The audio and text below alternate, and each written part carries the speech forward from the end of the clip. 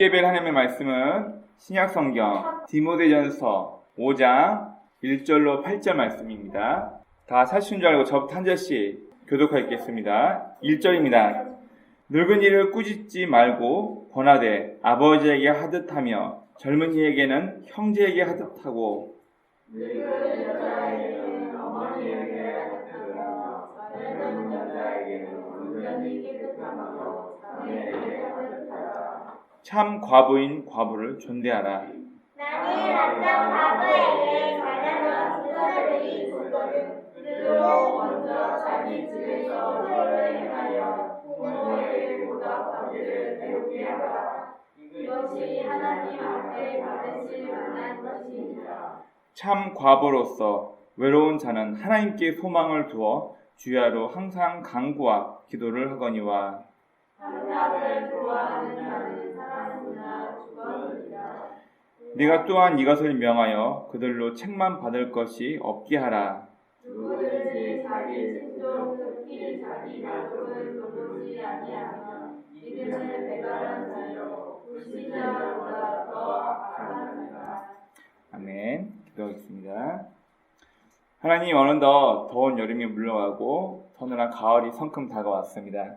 우리가 항상 하나님 말씀을 듣고 자라지만 하나님, 우리 마음 가운데는 하나님의 말씀을 듣고 따라가고자 하는 마음이 있다면 또 우리의 육체는 사람의 것, 우리의 이익을 위해서 따라가는 마음이 있음을 주 앞에 고백합니다.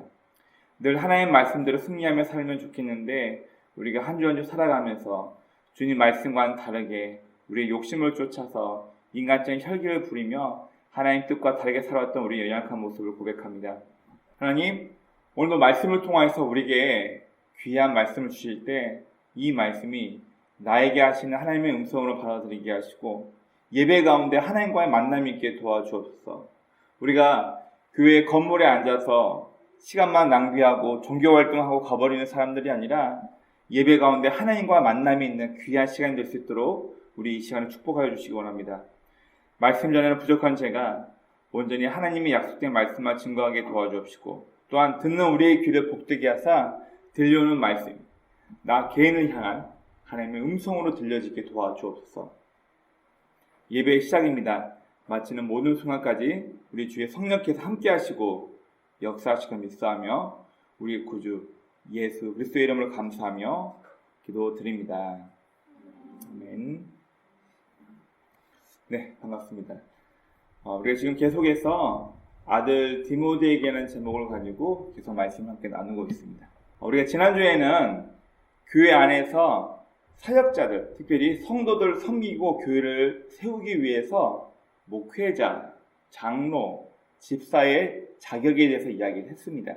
이 자격이 필요한 이유는 여러 다양한 종류의 사람들이 모였기 때문에 윤리, 도덕적으로 그리고 교리적으로 올바른 본이 되어야지만 누군가가 실수하고 잘못했을 때 바르게 그들을 이끌어올 수 있기 때문에 교회 안의 직분자의 이 자격이 굉장히 중요하다고 함께 말씀을 나누었습니다. 오늘 우리가 방금 읽었던 이 디모데전서 5장 1절로 8절 말씀에서는 교회 안에서 인간관계를 어떻게 할 것인가, 그리고 교회가 누군가를 도울 마음이 있다면 어떤 사람을 선별하여 그를 도와야 할 것인가에 대해서 이야기를 하고 있습니다. 먼저 오늘 본문 말씀을 같이 한번 나눠보겠습니다. 자, 성도들의 인간관계에 대해서 특별히 바울은 아들 디모데에게 네가 목회할 때 다양한 연령층의 사람들과 다양한 사람들이 올 텐데 이들을 어떻게 인간적으로 대우하며 살아야 할지, 그들을 어떻게 가르치고 이끌어야 할지에서 이야기를 하고 있습니다. 제가 종종 우리 아이들 일반 공교육이 중요한 이유에 대해서 몇 가지를 제가 좀 중요하게 여기며 이야기하는 것이 있습니다. 물론 공교육이 잘못된 것 있기도 하고 또 어떤 교사들은 동성애에 대해서 아주 자유롭게 이야기하는 교사들도 있습니다. 물론 공교육이 어떻게 보면 약간 위험한 부분도 있지만 저는 개인적으로 이 공교육이 필요하다고 생각하는 이유는 뭐냐면은 사람은 분명 나와 다른 친구들과 어울리고 다투고 싸우면서 화해하고 그 중간점을 찾고 저 친구는 이런 부분에 민감하구나, 서로 건들지 않고 마치 고슴도치가 서로 찌르지 않으면서 적당한 거리를 유지하면서 사이좋게 지내는 방법을 우리 아이들 때부터 누군가 다투고 싸우고 언쟁하면서 그걸 배워야 해요. 이게 있어야지만 사회성이 만들어지는데 이런 다툼 없이 모두가 내가 원하는 나와 비슷한 사람끼리만 모여 있어서 이렇게 커버려서 나중에 사회로 나갔을 때 나와 다른 사람을 어떻게 맞춰갈 거예요? 어떻게 나와 다른 성품과 가치관의 사람들을 사회생활하면서 그들과 거리를 유지하면서 어떻게 직장 동료로, 어떻게 내 배우자로, 내 친구로 가까이 올 수 있냐는 얘기죠. 바울은 자신의 영적인 아들 디모데가 목회할 때 디모데가 원하는 사람들만 교회에 있는 게 아니란 얘기예요. 디모데가 쉽게 접할 수 있는 교인들만 오는 것이 아니라 그가 접하기 어려운 사람들, 그가 이해하기 어려운 사람들, 그가 함께하기 어려울 정도로 난감하고 때로는 까탈스럽고 그런 사람들도 분명히 만날 수 있다는 것을 염두에 두고 오늘 이 본문에서 다양한 사람들 앞에 어떻게 네가 처신할 것인가에서 이야기를 하고 있습니다. 먼저 첫 번째는 다양한 연령층의 성도를 어떻게 네가 대할 것인가. 그리고 두 번째는 교회에 도움이 필요한 성도를 어떻게 네가 구별할 선정할 것인가. 그리고 세 번째는 친가족이 먼저 돌봐야 할 것에 대해서 강조하며 이야기를 하고 있습니다. 여러분, 우리가 사도행전 말씀을 쭉 읽어보고 이제 원어 성경을 공부해보면 바울은 철저하게 이방인들을 전도하기 위해서 자신이 유대인이라는 프라이버시를 나는 유대인입니다. 나는 하나님께 선택받은 선민이라는 이 자부심을 버린 사람이 바로 바울입니다. 여러분 혹시 유대인 종교인들 가운데 구렛나루를 이렇게 길어가지고 구렛나루 따놓은 유대인 혹시 보신 적 있나요? 예, 이들은 종교인입니다. 자, 이들은 자신이 하나님의 선민이라는 것을 드러내기 위해서 어린 아이 때부터 이 구렛나루를 절대 자르지 않고 구렛나루를 이렇게 따가지고 까만 중절모 같은 모자를 쓰고 있는 유태의 종교인들을 보면 어린 아이들부터 어른 남성까지 다 구렛나루를 이렇게 따놨습니다. 이게 뭐냐면은 자신이 하나님께 선택받은 유대인이라는 사실을 기억하기 위해서 구렛나루를 자르지 않아요. 근데 이 사도행전을 보면은 바울이 예루살렘 회의에서 과연 이방인이 구원을 받을 수 있나 없나 이것 가지고 회의가 열었습니다. 고넬료라는 로마 장교도 예수를 믿고 성령을 받고 구원받았다는 이야기가 소문이 되게 되면서 이들에게는 큰 문제가 생긴 거예요. 왜냐면은 이스라엘 사람들은 이방인들을 왜 무시하냐면은 유대인으로 태어나야지만 하나님의 백성이고 구원받을 수 있다 생각하지 아무리 착한 일을 많이 해도 유대인이 아니면 구원받지 못한다고 생각하고 있던 게 유대인들이에요. 복음서에서 예수님께서 부자와 나사로의 이야기를 비유로 드십니다. 부자는 죽어서 고통받는 지옥에 가고 나사로는 아브라함의 품, 천국에 갔다 얘기하고 있는 거예요.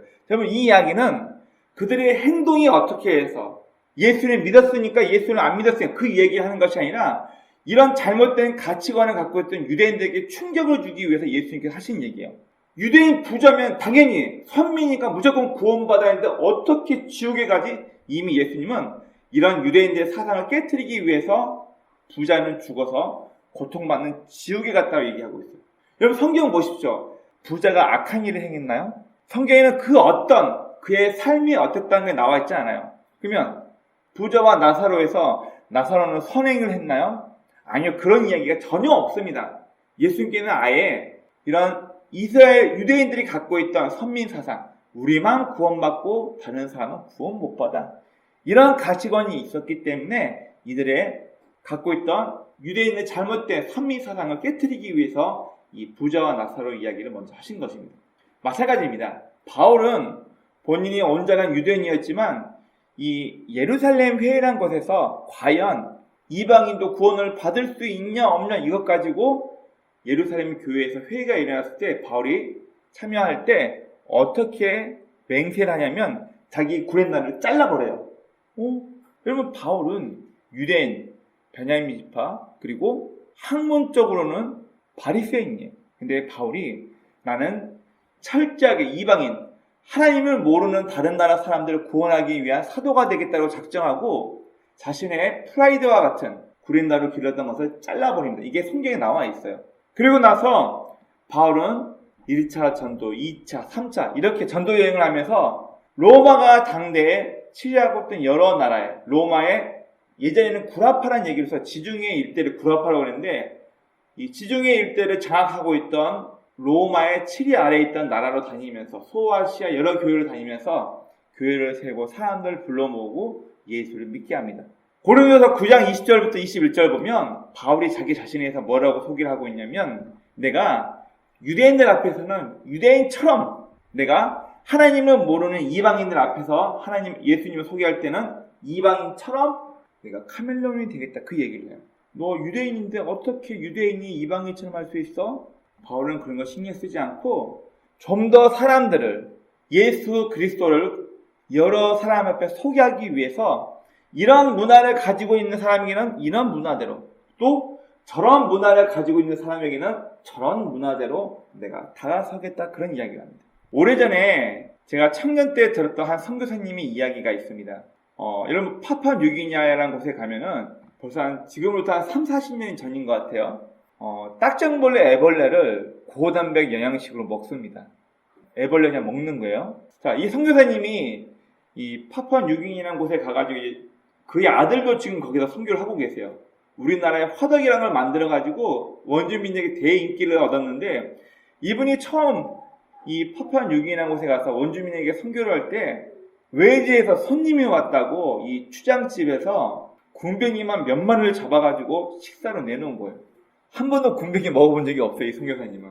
그런데 내가 이곳 사람들을 전도하러 왔는데 나는 문화가 좋은 도시화된 한국에서 온 사람이니까 이런 건 못 먹어. 이 선교사님이 그때 무슨 얘기를 했었냐면 만약 자신이 그날 그 군뱅이를 집어먹지 않았더라면은 추장과 그의 가족들이 자신이 전하는 예수를 안 믿었을 거라 그 얘기를 했다는 거예요. 처음 한국이라는 곳에 와가지고 우리를 사랑하고 우리에게 예수를 전하려고 하는 너가 우리가 즐겨 먹는 음식을 혐오하다고 안 먹고 그러면 너하고는 이미 담 쌀 거야. 이런 마음을 갖고 있었다는 거예요. 결국 군뱅이 한 마리 먹은 것 때문에 처음 군뱅이를 바라본 그 선교사님 입장에서는 혐오스럽죠. 군뱅이 살꼬물꼬물 움직인 걸 집어 먹어야 되니까. 근데 그 한 마리를 먹고 이 추장의 마음이 열려가지고 그 부락 전체가 다 예수를 믿게 되고 또 사모님과 그의 딸은 한국에서 아궁이 이걸 화덕처럼 만들어가지고 그들에게 요리하는 걸 가르치게 되면서 데이트를 쳤습니다. 지금은 그의 아들까지 그 지역에서 선교사로 남아 있습니다.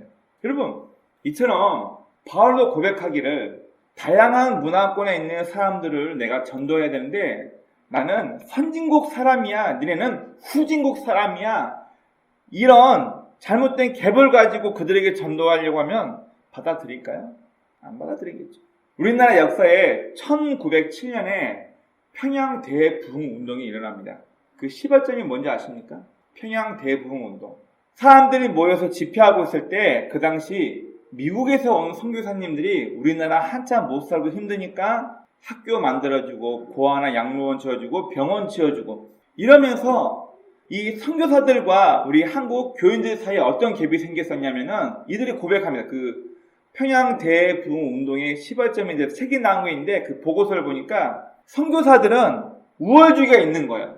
나는 미국이라는 나라에서 살지도 못하고 지도에도 찾기도 어려운 니네 조선이라는 나라를 도와주러 와서 니네에게 필요한 학교도 지어주고 병원도 지어주고 우리는 이렇게 우월한 민족이야. 니네는 하등한 조선족이야. 이런 마음이 미국인 선교사 마음에 있었다는 거예요. 그리고 우리나라 교회를 다니던 그 당대의 사람들 마음속에서도 분명 저들이 와가지고 우리에게 좋은 것들을 해주고 예수를 믿어라 하지만 가까워질 수가 없는 거예요. 쟤들은 이미 우리보다 선진 문물을 맛본 사람들이기 때문에 뭔가 갭이 있었던 거예요. 이거를 서로 예배드리는 가운데 저녁 집회하는 가운데 서로 고백하고 잘못했다 하면서 갑자기 회개 운동이 일어나면서 평양에서 1907년 대부흥 자신의 죄를 고백하고 미워했던 마음들을 용서함 받고 이러면서 1907년도에 엄청난 대부흥이 있었다고 합니다.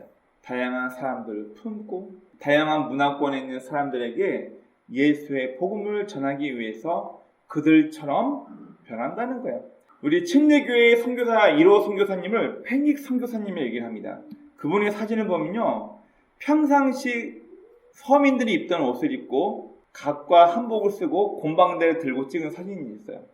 나는 서양에서 온 선교사니까 선교사처럼 외국 사람처럼 행동해야지, 그게 아니라 한국 서민들이 먹는 음식을 먹으면서 한국 서민들처럼 행동하고 살면서 그들에게 복음을 전한 것입니다. 바로 바울은 여러 사람들에게, 다양한 연령층, 다양한 문화권에 있는 사람들 전도하기 위해서 그들의 언어와 문화를 존중해주면서 그들에게 예수 그리스도를 전파하기 위해서 내가 유대인에게는 유대인처럼, 내가 이방인 앞에서는 이방인처럼 행동하겠다고 이렇게 얘기를 한 것입니다.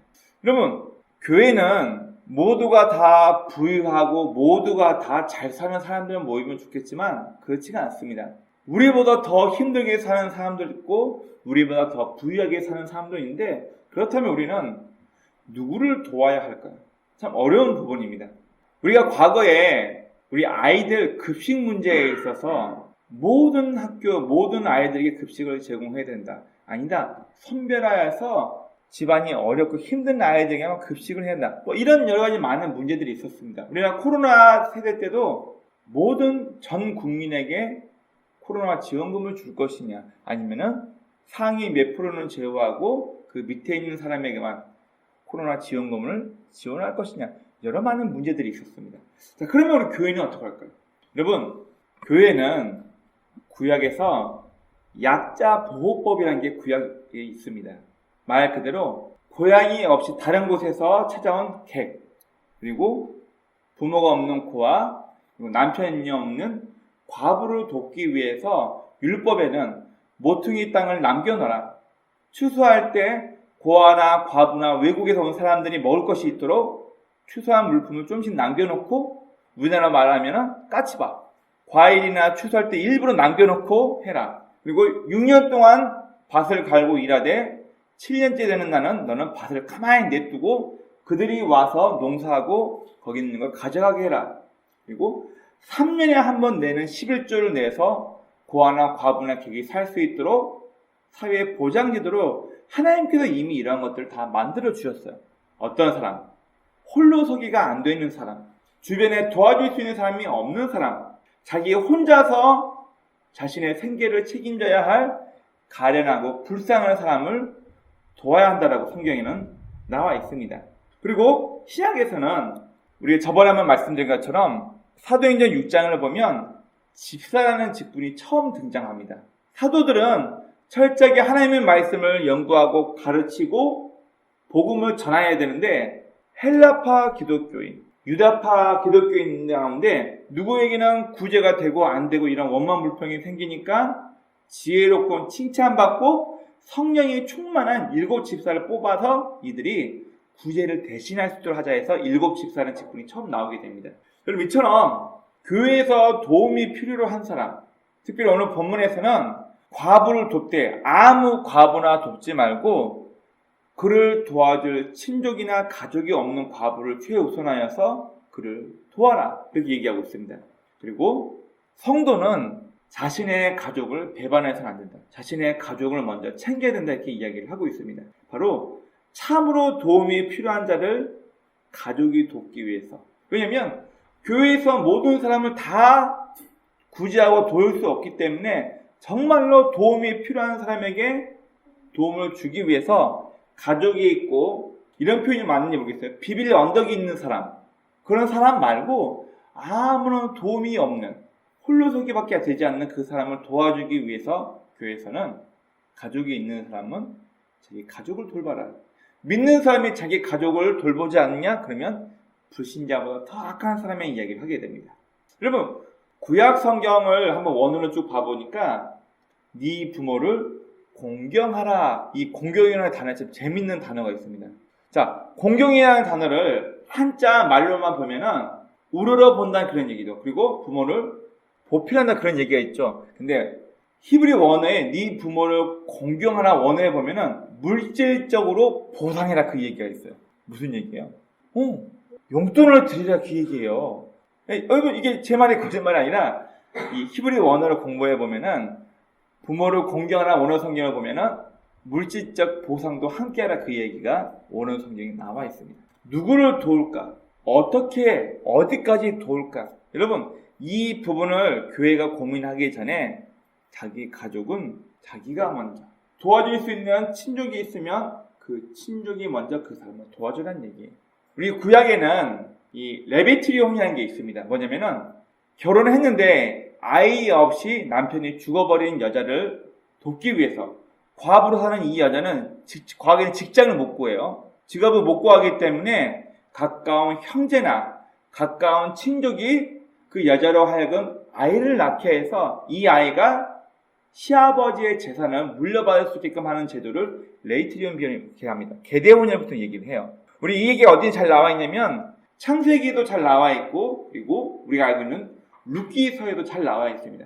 보아스가 이 룻이라는 여자를 마음에 들고 있었는데 자기보다 더 룻과 나오미와 관계가 가까운 친족이 있었기 때문에 보아스 마음에는 이 나오미라는 여자를 좋아하고 있었어요. 과부를 좋아했었는데 끼어들지 못하니까 룻이라는 여자가 마음에 들어 하니까 이 시험이었던 나오미가 답답해가지고 야 며느라 너 오늘 밤에 보아스가 추수를 다 하고 거기 일꾼들과 같이 누워서 자고 있으면 그의 발치 이불을 덮고 그의 반응을 살펴라. 우리나라 성경이 참 오역이 잘못돼가지고 발치 이불을 덮어라니까 한 이불을 덮고 남자 옆에 누워있으라 이렇게 생각하고 있어요. 절대 그게 아닙니다. 발치라는 원어인데 이불이라는 단어가 없고요. 발치 이불이라는 말이 뭐냐면 보아스의 신발을 빼앗아 있어라. 그 얘기예요. 여러분 이스라엘에서 신발이 굉장히 중요한 의미입니다. 자기의 권한, 직분, 신분 이걸 뜻할 때 얘기를 하고 구약 성경에서 성문이라는 게 나오면 구약에서 성문은 모든 행정과 법이 이루어졌던 장소가 성문입니다. 오늘날로 따지면 시청이나 구청이에요. 바로 성문에서 땅을 팔고 매매할 때 신발을 주고받고 하는 거예요. 왜냐하면 이 신발이란 건 나의 권한을 너에게 양도한다 그런 의미예요. 이거를 성문에서 레위인이나 장로들이 있어서 증인이 되고 법으로 얘기를 해주는 거예요. 그래서 성문이라는 단어가 나오면 행정이 이루어지는 곳이구나. 나중에 삼손이 블레셋 사람들 막 힘들게 할 때 성문을 뜯어가지고 옵니다. 이렇게 큰 성문을 뜯어서 왔다 그 얘기 아니라 성에서 이루어지는 행정적인 역할을 하지 못하게끔 성문을 다 부셔버리겠다 그렇게 생각하시면 돼요. 오늘날의 전쟁은 통신탑, 시청 이런 데를 부숴버리면 전쟁하기 제일 편하다고 그래요. 그래서 보통 적들이 이제 군대에서 배울 때 통신탑이 어디인지 가장 중요한 중추신경 역할하는 발전소가 어딘지 시청이 어딘지 이것만 먼저 폭격해버리면 도시의 기능을 다 마비시킬 수 있기 때문에 자 그래서 과거에 구약시대 때 고대 근동에서 전쟁이 날 때는 이 성문을 먼저 차지하려고 합니다. 자 비슷한 예로 이 레베카 이삭의 와이프죠. 자 레베카가 시집 올 때 그의 오라비와 그의 아버지가 뭐라고 그에게 축복하냐면 네가 대적의 문을 얻고 그런 얘기를 해요. 왜 갑자기 적의 문을 얻는다 그 얘기를 해요? 그만큼 힘있고 능력이 있는 지방이 될까 그런 얘기를 하는데 축복을 하는 이야기가 바로 그런 부분입니다. 자 이렇듯 바울은 교회 안에 다양한 연령과 다양한 성도가 왔을 때 네가 어떻게 대해야 할지 그리고 교회의 도움이 필요한 성도가 누구인지 어떻게 선별할 것인지 그리고 가족을 먼저 돌봐야 하는 성도의 책임에 대해서 이야기를 하고 있습니다. 자, 바울이 말하는 성도의 태도는 먼저 하나님 앞에서 살아가는 믿음에 대해 이야기를 하고 있습니다.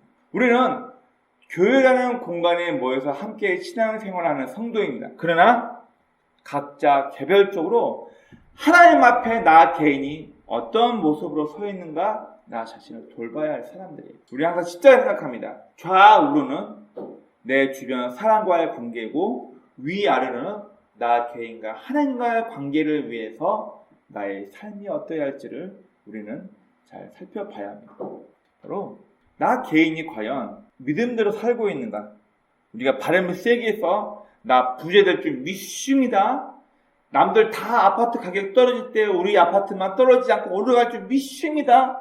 여러분 이게 믿음이 아니에요. 원어 성경에는 피스티스, 믿음이란 건 살아갈 목적을 아는, 충성할 곳을 아는 그런 뜻이에요.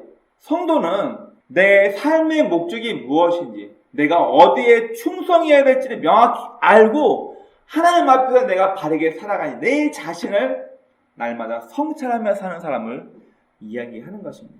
바울이 빌립보서 그런 얘기를 합니다. 표대를 향하여 달려간다 그 얘기를 해요. 여러분 이 표대는 깃발이 아니에요. 스코프라는 원어인데 텔레스코프, 마이크로스코프. 여러분 스코프가 뭐죠? 크게 확대해서 보는 거예요.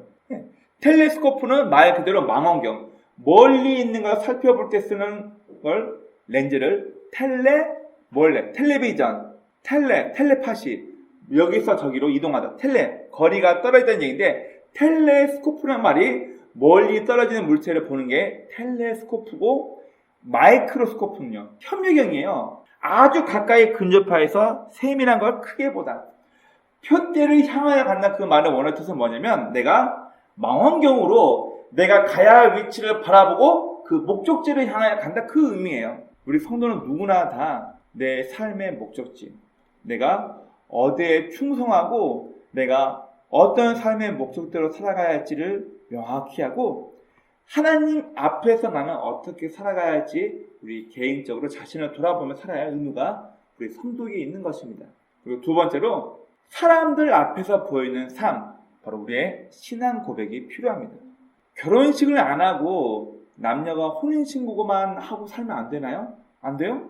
왜 안 돼요? 우리 코로나 한참 심할 때 결혼식을 못 올리고 그냥 혼인신고만 하고 살 수도 있습니다.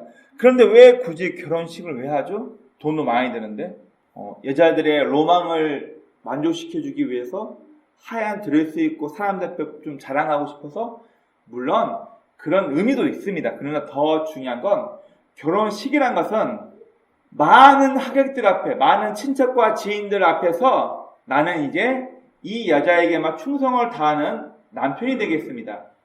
수많은 사람들 앞에서 나는 이 사람만을 나의 남편으로 모시고 이 사람과 행복한 가정을 세우겠습니다. 사람들 앞에 공표하는 자리예요. 내가 신앙이라는 것은, 내가 예수 믿는 교인이라는 것은 내가 하나님을 아버지라 부르며 예수의 십자가 희생을 기억하고 알고 산다는 것은 다른 사람들 앞에서 성도답게 살아야 할 신앙적인 책임이 저와 여러분은 각자에게 있다는 것입니다. 제가 목회하면서 직장도 같이 다니고 있습니다. 가끔 내가 직장을 안 다니고 설교 준비를 더 했더라면 오늘 설교에서 더 자세하고 많은 것들을 우리 성도들에게 설교하면서 알려줄 수 있을 텐데, 이런 아쉬움이 늘 제 속에는 있습니다. 이 부분을 좀 더 원어로 봐서 연구했으면, 이 부분은 좀 더 적절한 예화를 내가 준비했으면, 그런 아쉬움이 항상 남아요. 가끔 우리 선배 목사님들은 그런 얘기를 합니다. 무슨 직장이야, 직장 때려치고 죽을 걸 각오하고 목회해봐라. 그러면 하나님께서 너 책임진다. 가끔 이런 얘기도 제 마음속에 왔다 갔다 하면서 내가 잘하고 있나? 내가 과연 올바르게 목회를 하고 있나? 이런 생각이 가끔씩 들 때가 있습니다. 또 저를 잘 알고 있는 선배 목사님들은 항상 그런 얘기를 합니다. 네가 목사라는 것만 잊지 말고 행동했으면 좋겠다. 그러면 된다. 이런 마찬가지예요. 저도 제가 다니는 일터에서 저를 알고 있는 사람들 앞에서 말 조심하고 행동 조심하고, 나도 쉬고 싶은데 그들도 수고하기 때문에 내가 쉬어버리면 어떡해요? 그들에게 피해주면 어떡해요? 이미 내가 목사라는 사실을 알고 있는 그들 앞에서 저의 말과 행동이 어떠야겠어요? 늘 긴장하면서 올곧게 살려고 노력해야겠죠. 바로 그걸 얘기하는 거예요. 성도는 내 가정에서 내 아이들이, 내 남편과 내 아내가 날 보고 있으니까, 내가 일하고 있는 일터에서 내가 교회에 다니고 있다는 것을 내 직장 동료들이 알고 있으니까 내가 내 신앙의 고백대로 바르게 살아야만 한다는 거예요. 저 사람 교회 권사고 집사인데, 교회 장로인데 말이 굉장히 거칠어. 저 사람 교회 사모라고 하는데, 저 사람 교회 목회자라고 하는데 행동이 다른 사람을 도와주려고 하지 않고 이기적이고 자기밖에 몰라. 안 믿는 사람이 우리를 보면서 뭐라 생각할까요? 똑같네? 예수 믿는 너네나 예수 믿지 않는 우리나 똑같은데 내가 왜 굳이 시간 낭비하면서 니네가 말하는 예수 믿으라 하는데 안 믿어? 할 말이 없는 거예요. 우리는 철저하게 우리 개인적으로 하나님 앞에 부끄러움이 없도록 하나님과 내 관계에서 올바르게 세워져야 하고, 또한 내 주변, 내 가족부터 내 직장 동료, 친구들의 앞에서 내가 하나님 믿는 사람답게 사는 모습을 신앙의 고백으로 그들 앞에 보여줄 수 있어야 합니다. 우리가 지난주 시간에 목사의 감독의 직분에 대해서 여러 교단에서 장로의 직분을 주는 필수 요건 중에 하나가 뭐냐면 가족이 믿는 사람. 가족이 믿지 않는 사람이 있다는 건 무슨 얘기예요? 내가 목사인데, 내가 장로인데 내 아이들이, 내 자녀들이 예수를 안 믿어. 그럼 무슨 말이에요? 직격탄입니다. 무슨 말이에요? 부모가 신앙인으로서 올바른 삶을 자녀에게 심어줬다는 건 못 심어줬다는 거예요. 네, 그렇기 때문에 자기 가족을 돌보지 못하는 사람이 어떻게 하나님의 교회를 돌보고 있냐, 그 이야기를 하는 거예요. 옆으로는 가장 가까운 내 가족들에게 내가 하나님 믿는 사람에게서 보여줄 수 있어야 돼요. 그리고 나아가 내 일터에서 내가 만나고 있는 내 지인들에게 내가 하나님 믿는 사람이란 게 드러나야만 한다는 것을 이야기하고 있는 것입니다. 여러분, 예수를 믿지 않는 사람들은 먼저 예수를 믿은 우리 성도들의 말하고 행동하는 것을 통해서 보이지 않는 하나님을 형성화합니다. 아, 저 녀석의 삶을 보니까, 제 삶을 보니까 예수가 생각나. 아유, 쟤 보니까 교회 다니는 녀석이 아닌 것 같아. 여러분, 저와 여러분들의 삶이 가족과 주변 사람들에게 성도로서 덕이 되지 못한다면 저와 여러분은 누군가가 예수를 믿는 것을 방해하는 걸림돌이 된다는 것을 우리는 기억해야 합니다. 심지어 예수님께서는 그런 사람들은 연자맷돌을 메고 스스로 바다에 빠진 게 낫다는 말까지 할 정도로 무섭게 경고를 하십니다. 본이 되지 못하는 사람은 차라리 없어지는 게 나을지도 모르는 이런 얘기를 하는 거예요. 연자맷돌을 목에 메고 바다에 빠져래요. 이게 얼마나 무서운 얘기인가요? 그만큼 책임이 무겁다는 것을 이야기하는 것입니다. 우리가 잘 알고 있는 베드로전서 2장 9절에 보면은 너희는 택하신 족속이요 왕같은 제사장이요 거룩한 나라요 그의 소유된 백성이니 이는 너희를 어두운 데서 불러넣어 그의 기이한 빛에 들어가게 하신 이의 아름다운 덕을 선포하게 하려 하심이라 이렇게 얘기하고 있습니다. 무슨 얘기예요? 대표적으로 불렀다는 얘기예요. 택한 족속, 선민, 왕같은 제사장, 거룩한 나라, 그의 소유된 백성이라고 대표자로 역할을 해줬다는 거예요. 그 이유는 왜 너희를 이런 특별한 존재로, 특별한 대표자로 불렀냐? 그의 아름다운 덕, 인간의 죄를 용서하기 위해서 하나밖에 없는 아들 예수를 죽이면서까지 너희를 사랑한 십자가를 통해서 우리 모든 죄인된 인간들을 사랑하신 하나님을 좀 광고하기 위해서, 그 하나님을 좀 소개하기 위해서, 선전하기 위해서 너희를 불러 모았다. 에클레시아, 밖으로 불러서 모아놨다. 그래서 에클레시아라고 부릅니다. 여러분, 그럼 우리의 책임은 뭐예요? 하나님의 덕을 선포하는 것, 그의 아름다움, 그의 탁월함을 공포하고 드러낸다는 얘기인데 우리 성도의 책임은 바로 개인의 신앙에 대한 책임이에요. 그렇다면 나는 어떻게 살까? 나는 내 욕심을 위해서, 남들이 추구하는 삶의 목적을 위해서 남들처럼 살아야 할까요? 아니요. 각 개인마다 나는 어떤 삶의 목적을 가지고 이 땅에서 살아가야 할까? 제가 아침에 기도하면서 그런 기도를 했어요. 하나님, 저를 목사로 부르셨는데 목사답기 때문에 목사로 부른 게 아니라 목사로 불러놓고 훈련시키면서 사람을 끌어가시는 거예요. 나라는 사람을 훈련시키실 때 여러 가지 고난과 어려움과 갈등이 있는데 이걸 통해서 배우게 해주세요. 나를 목사답게 만들어주세요. 제가 그런 기도를 해요. 마찬가지입니다. 각 개인의 신앙에서 나는 어떤 모습으로 인생을 살아가야 할지, 나는 어떤 모습으로 하나님 앞에서 성도답게 살아가야 할지 저희 개인에게, 여러분 각 개인에게 책임이 있다는 거예요. 두 번째는 가정에서의 책임이라는 거예요. 앞서 말씀드린 것처럼 부모가 혹은 아내가 혹은 남편이 내 믿지 않는 배우자에게 내가 어떤 모습으로 살아가야 할지, 아직 예수를 인격적으로 모르는 내 자녀들 앞에서 내가 어떤 모습으로 아버지로서 어머니로서 저들에게 신앙을 전수해야 할지 우리는 고민을 해야 합니다.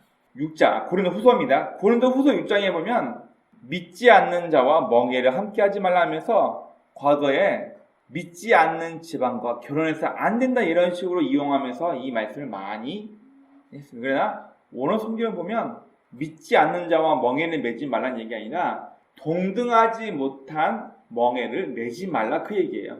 우리의 책임을 얘기하는 겁니다.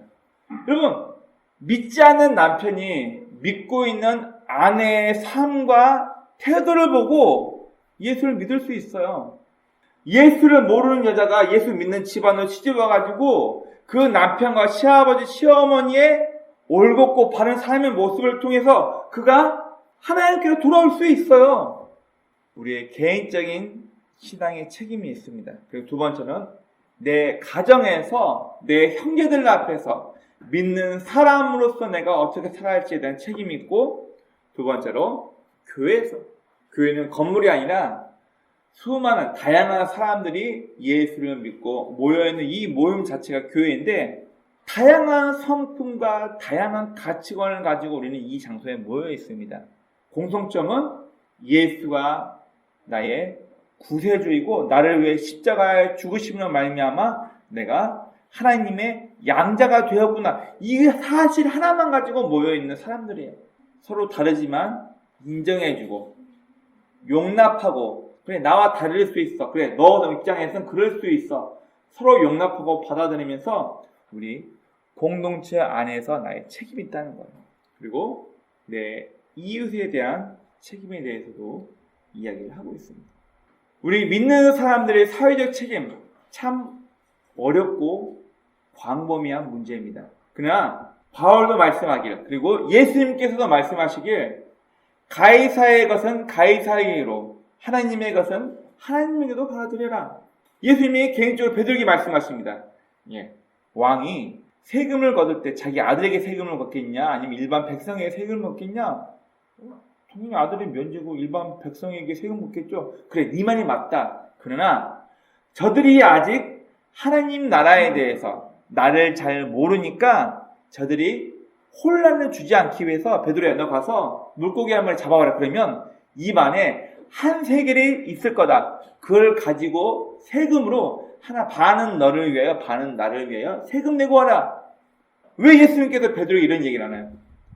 사회적인 질서와 체제를 무너뜨리지 않고 그걸 잘 지켜가면서 성도의, 믿는 사람의 선한 영향을 끼치면서 사회의 질서를 지켜가며 사는 모습을 우리에게 요구하고 있는 것입니다. 개인적인 내 신앙을 위해서, 가정에서 내 책임에 대해서, 그리고 교회에서 내 책임, 그리고 이웃에 대한 내 책임. 성도는 바로 이 네 가지의 책임을 지며 이 땅을 살아가야 할 것에 대해서 이야기를 하고 있습니다. 여러분, 마태복음 5장 13절부터 16절까지 말씀 보면 너희는 빛이 되어라, 소금이 되어라 얘기하시는데, 태양이 되어라 그 얘기하시지 않았어요? 집 처마 끝에 달아놓고 어두운 곳에서 처마를 보면서 아, 저기 집이 있구나, 사람들이 갈 길을 알 수 있도록 미세한 작은 푸른불 같은 존재라고 우리 얘기를 해요. 왜 우리로 하여금 빛이 되라고, 짠맛을 낼 수 있는 소금이 되라고 왜 그 얘기를 하시나요? 너네가 예수를 믿으면서 너의 삶으로 믿지 않는 사람들에게 선한 영향을 끼치지 못하면 너희는 한낱 소금이 바닥에 버려져서 사람들에게 밟히는 흙먼지, 사람들이 신경도 쓰지 않는 존재가 되어버린다. 너희는 빛과 소금의 역할을 하면서 너희가 나의 제자라는 것을, 너희가 하나님의 방법대로 살고 있는 성도라는 사실을 주변 사람들에게 보이는 삶을 살라라, 본이 되는 삶을 살아라고 우리에게 명령하고 있는 것입니다. 여러분, 우리는 천국이라는 단어를 잘 묵상하고 기억해야 합니다. 제가 과거에 천국에 대해서 이 바르트란 분의 책을 읽으면서 충격받은 것 중에 하나가 뭐냐면은, 저도 천국이라는 단어를 막연하게 죽으면 가는 곳으로만 생각하고 있었어요. 그런데 저뿐만 아니라 수많은 성도분들이 천국, 예수 믿으면 지옥 가지 않고 천국 간데, 혹시 있을지 없을지를 모르겠지만 실제로 보고 온 건 아니지만 내가 지옥 가지 않기 위해서 예수 믿어야 해. 예수 천당 불신족. 앞에 있는 저도 천국이란 단어를 들으면 죽은 다음에 가는 곳, 아름다운 동산, 하나님과 함께 할 수 있는 아주 파라다이스 지상낙원. 저도 막연하게 그렇게 생각하고 있었어요. 그러나 성경에서 말하는 원어 성경을 보니까 천국이라는 원 단어는 바실레이아 호 혹은 바실레이아 토 우라노스, 하나님의 통치가 있는 곳, 하늘의 통치가 있는 곳을 천국이라고 얘기합니다. 그래서 침례 요한도 처음 와서 한 설교가 회개하라, 천국이 가까이 이르렀다. 하나님의 통치가 이르렀으니까 네 삶을 돌이키라, 메타노이아, 돌이켜라. 예수님도 제일 처음에 한 설교가 회개하라, 천국이 이르렀다. 하나님의 통치가 이미 도달했으니까 너네 삶을 돌이키라. 그 얘기를 하세요. 바로 천국이란 것은 하나님의 통치를 얘기하는 것이에요. 성공한 사람, 돈 많은 사람, 권력을 가진 사람, 여러분 그게 아니라 주님의 뜻대로, 하나님의 방법대로, 하나님의 통치를 받으면서 하나님의 방법대로 이 땅을 살아가는 것을 천국이라고 얘기합니다.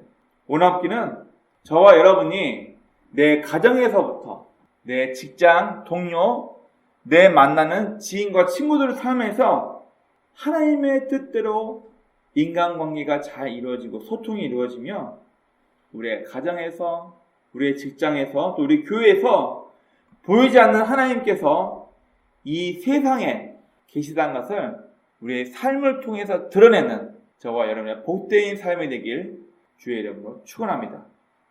아멘.